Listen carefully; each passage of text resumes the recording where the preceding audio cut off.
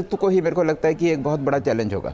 ठीक है, मैं अपने जो पॉलिटिकल पैनलिस्ट हैं सर उनके पास जाऊं, लेकिन उससे पहले संजीव सर, मीडिया से जुड़ा एक सवाल, मैं आ रहा हूं आपके पास, आ रहा हूं डॉक्टर साहब, आ रहा हूं आपके पास। संजीव सर, मतलब वो जो मीडिया और एग्जिट पोल एजेंसीज की क्रेडिबिलिटी पर सवाल खड़ा हो रहा था पिछले कुछ सालों से, वो यहां पर धुल गया है। एग्जिट पोल ज्यादातर सही साबित हो रहे हैं। मैं ये नहीं कहूंगा, रोक रहा हूं, एक और बड़ी खबर आ गई है। आम आदमी पार्टी को एक और बड़ा झटका लगा है। अरविंद केजरीवाल चुनाव हार गए। इस वक्त की बड़ी खबर, बहुत बड़ी खबर, नई दिल्ली विधानसभा सीट से अरविंद केजरीवाल चुनाव हार गए हैं। प्रवेश वर्मा ने अरविंद केजरीवाल को चुनाव हरा दिया है। तो बड़ी खबर इस वक्त की सबसे बड़ी यही कि आम आदमी पार्टी के राष्ट्रीय संयोजक, दिल्ली के पूर्व मुख्यमंत्री, एक आंदोलन से राजनीतिक जमीन तैयार करने वाले सबसे बड़े चेहरे विधानसभा चुनाव में चुनाव हार चुके हैं। अरविंद केजरीवाल को प्रवेश वर्मा ने चुनाव हरा दिया है। इस वक्त की बड़ी खबर आपको बता रहे हैं संजीव सर। बहुत ही बड़ा पॉलिटिकल अपसेट है ये, और एक्चुअली आम आदमी के फ्यूचर को भी ये इफेक्ट करेगा, क्योंकि अरविंद केजरीवाल विधानसभा पहुंचते तो अपनी ग्रुप को, अपनी टीम को कहीं ना कहीं संगठित रख पाते। अब वो 22 लोगों में जो अभी लीड्स दिखा रहे हैं, उसमें उनका शीर्ष नेतृत्व तो गायब हो चुका है। जैसे आप अभी कह रहे थे, गोपाल राय एकमात्र ऐसे नाम है जो चल रहे हैं। तो पीछे से संचालन कितना कर पाएंगे?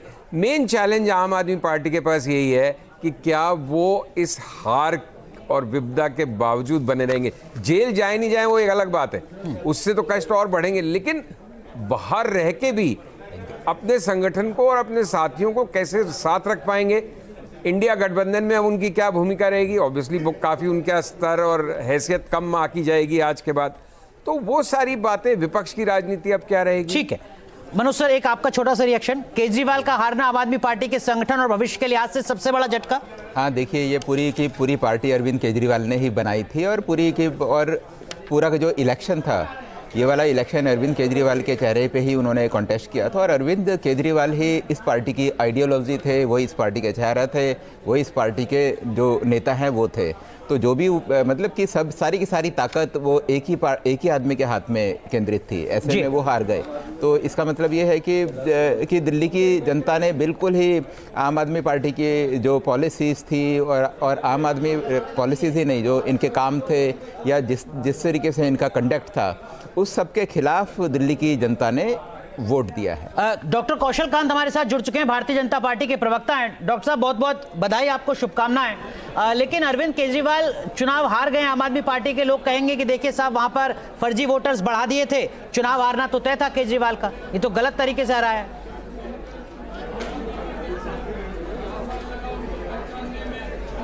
देखिए, मैं सिर्फ ये कहूंगा कि दिल्ली की जनता ने दिल्ली के ठग को पकड़ लिया। अरविंद केजरीवाल से बड़ा ठग दिल्ली ने पिछले 11 सालों में नहीं पाया, और इस बार दिल्ली की जनता ने उस ठग को पकड़ लिया और उसको उचित दंड दिया। जैसा मनोज जी कह रहे थे कि आम आदमी पार्टी की विचारधारा किस पर डिपेंड करती थी, अरविंद केजरीवाल के चेहरे पे, मनीष सिसोदिया के चेहरे पे, वो दोनों लोग चुनाव हार गए। वो अभी आतिशी जी पीछे चल रही हैं। तो जिस तरह से ये बहुत बड़ी हार है, आम आदमी पार्टी ये कहें कि एक तरह से आत्मा की हार है। अगर अरविंद केजरीवाल हार रहे हैं, मनीष सिसोदिया हार रहे हैं, आतिशी जी पीछे चल रही हैं, तो इससे ये पता चलता है कि दिल्ली की जनता ने पहचान लिया अपने ठग को। ठीक और है, उसको उचित डॉक्टर कौशल कांत, हो सकता है आपको जवाब देने में थोड़ी दिक्कत आए, आप डिप्लोमेटिक जवाब दें। अरविंद केजरीवाल को जिस शख्स ने हराया है, क्या वही भारतीय जनता पार्टी की ओर से मुख्यमंत्री का चेहरा होगा? होना तो चाहिए। अरविंद केजरीवाल, जहां तक रही चीफ मिनिस्टर की बात आप पूछ रहे हैं, तो भारतीय जनता पार्टी एक कैडर बेस्ड पार्टी है। यहाँ का हर कार्यकर्ता मुख्यमंत्री पद के लिए एलिजिबल है। जब एक चाय वाला देश का प्रधानमंत्री बन सकता है, तो कोई भी आम कार्यकर्ता दिल्ली का सीएम बन सकता है, और ये डिसीजन आपको आगे पता चलेगा। नहीं, ये तो डिप्लोमेटिक ही जवाब हो गया ना सर। आपकी निजी राय क्या है? इस चुनाव में बीजेपी का कौन सा वो असली हीरो है जिसने सबसे ज्यादा प्रभावित किया? जवाब देंगे ना। असली हीरो माननीय नरेंद्र मोदी जी है, जिनकी गारंटी पे दिल्ली की जनता ने विश्वास किया। माननीय अमित शाह जी है, जिनकी स्ट्रेटजी पे दिल्ली का रण जीता गया। आप देखिए, यहाँ पर किसकी तुलना थी?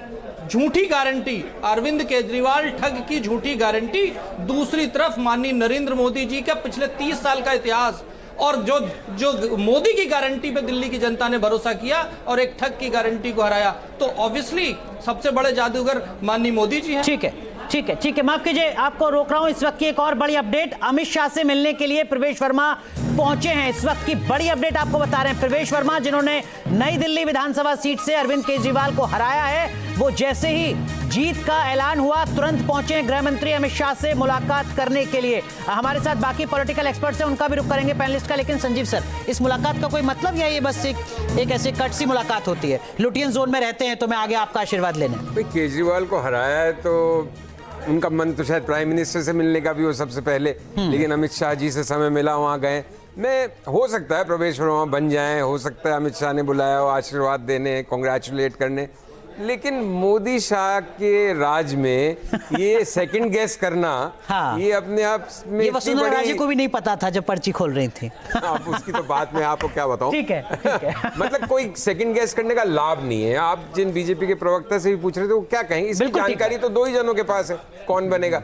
तो किसी से भी बात करते रहे, वो यही बोलेंगे पार्लियामेंट्री बोर्ड बैठेगी। आपको बड़ा हीरो कौन नजर आता है? रमेश विदुड़ी, अगर वो जीतते हैं आतिशी को हराकर, तो वो, या प्रवेश वर्मा जिन्होंने केजरीवाल को हरा दिया है? नहीं, नेचुरली इन्होंने अगर केजरीवाल को हराया है, वो दिल्ली का चीफ मिनिस्टर और जो कि आम आदमी पार्टी का फेस है, तो मेरे को लगता है कि प्रवेश वर्मा ही इस मायने में हीरो है। और 3100 की जीत देखो, बहुत बड़ी जीत है, क्योंकि वहाँ टोटल नंबर ऑफ वोट्स बहुत कम है। तो ये मेरे को लगता है कि इनकी एक जीत बहुत अच्छी जीत है। और अगर हम जंगपुरा में देखें तो जंगपुरा में कांग्रेस के कैंडिडेट को काफ़ी ज़्यादा वोट मिला है। 7000 वोट मैंने देखा था कि उनको मिला है, और जीत का मार्जिन सिर्फ 600 का है। लेकिन अगर हम यहाँ देखें तो संदीप दीक्षित की परफॉर्मेंस उतनी अच्छी नहीं है। संदीप दीक्षित को भी मेरे ख्याल से 3000 के करीबी भी वोट मिला होगा, 3-4 हज़ार। ठीक है, अजय उपाध्याय साहब, ये जो जिस तरीके के नतीजे अब आ रहे हैं, ये तो कांग्रेस पार्टी ने अपने इतर भी नहीं सोचा होगा कि केजरीवाल चुनाव हार जाएंगे, आतिशी पीछे चलेंगी, मनीष सिसोदिया चुनाव हार जाएंगे, और मंत्रिमंडल में सिर्फ गोपाल राय एक बड़ा चेहरा होंगे जो बढ़त बनाए हुए नजर आ रहे होंगे। आपने भी सोचा था क्या ऐसा? देखिए ग्राउंड पे जो रियलिटी थी, और मैं लगातार ग्राउंड पे था अनुराग जी, और जो आक्रोश था आम आदमी पार्टी के विरुद्ध में, जिस तरह इन लोगों ने धोखा देने का काम पिछले कई सालों से करना शुरू कर दिया था, मुझे लगता था कि अरविंद केजरीवाल जी हारेंगे। और आपने कहा ना कि चेहरा हीरो कौन है इस चुनाव का, बेशक हम हार गए हैं, पर संदीप दीक्षित अपने आप में के हीरो हैं, क्योंकि उन्होंने जिस तरह से अरविंद केजरीवाल की परत दर परत पोल खोलने का काम किया, दिल्ली की जनता में एक माहौल भी बना। और ये बात सच है कि हम उस स्टेज पर नहीं थे, इसलिए जनता हमको वोट नहीं दी। हम यदि वैकल्पिक विकल्प बन जाते तो निश्चित तौर पे ये अरविंद केजरीवाल के विरुद्ध में या आम आदमी पार्टी के विरुद्ध में कांग्रेस को लोग वोट करते। इस बार अरविंद केजरीवाल को हराना मुख्य बात थी, और हराने में नेचुरल है कि भाजपा सामने थी, इसलिए भाजपा को ये सारी जगह एक तरफा सीट मिली है। कोई भाजपा के अच्छे कारनामे नहीं है। अच्छे कारनामे होते तो लोकसभा में इतनी कम सीटें ओवरऑल देश में नहीं आती। बेरोजगारी, महंगाई के मुद्दे उसी तरह है, या सुरक्षा का मुद्दा दिल्ली में भी है। पर सच्चाई ये है कि अरविंद केजरीवाल ठीक है। अजय जी माफ कीजिए, आपको रोक रहा हूं, लौटूंगा आपके पास। लेकिन इस वक्त आम आदमी पार्टी के दफ्तर में किस तरीके की स्थिति है? जहां आपसे 1.5 घंटे पहले मिठाइयां आ रही थी, वहां क्या हालचाल है? मोहित जरा बताइए।